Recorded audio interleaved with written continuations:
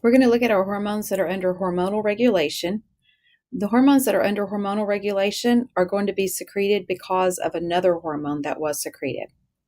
These hormones are going to involve the hypothalamus, and those hormones are going to have the word releasing in them. And all of those hormones are going to go to the anterior pituitary. So you can kind of see my little drawing over here of the brain. This is the thalamus.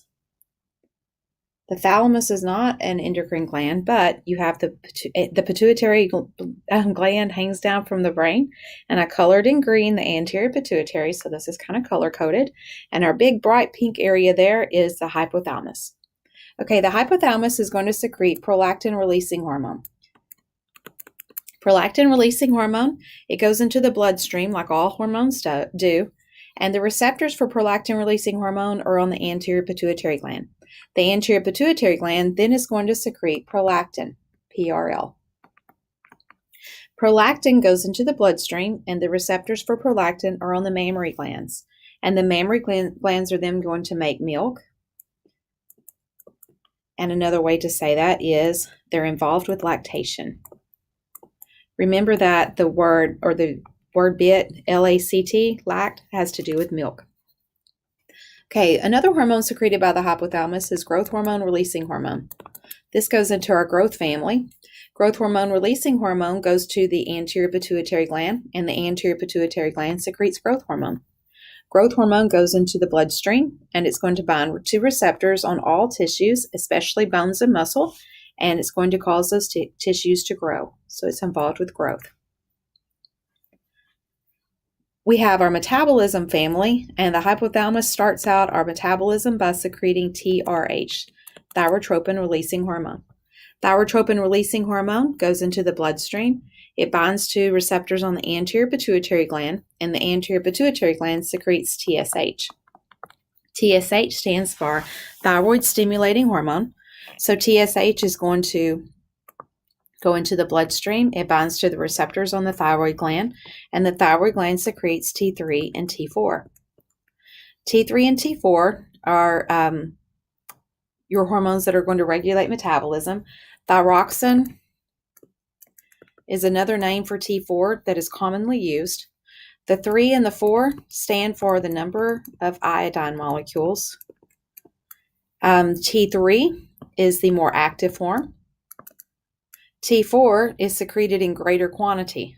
So both of them go into the bloodstream, but there's more T4. Whenever those molecules get into cells, if a cell has T4 and it wants to increase its metabolism more, it can convert that to T3. So T3 can be made by each individual cell by breaking off one of the iodine molecules.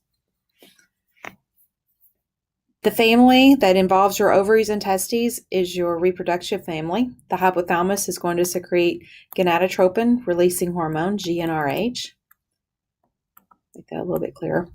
GnRH goes into the bloodstream, and it binds to the anterior pituitary gland, and the anterior pituitary gland makes FSH and LH. Okay, FSH and LH are going to go into the bloodstream, and it binds to the ovaries and the testes.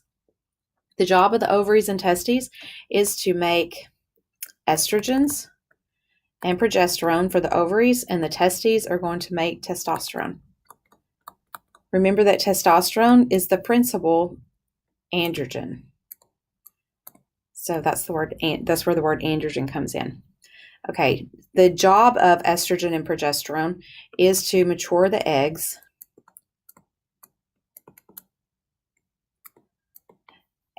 and give female characteristics.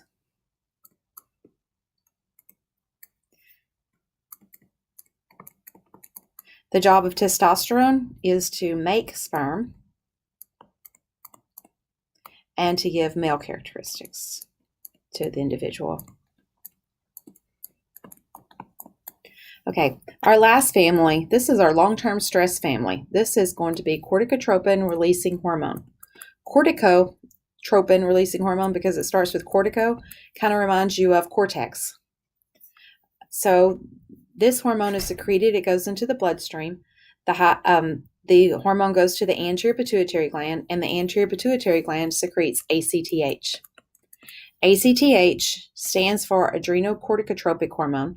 So you look at adrenocortico,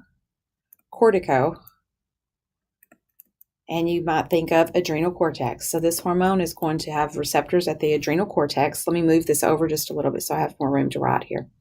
Okay, so the adrenal cortex secretes two hormones. They are glucocorticoids and mineralocorticoids.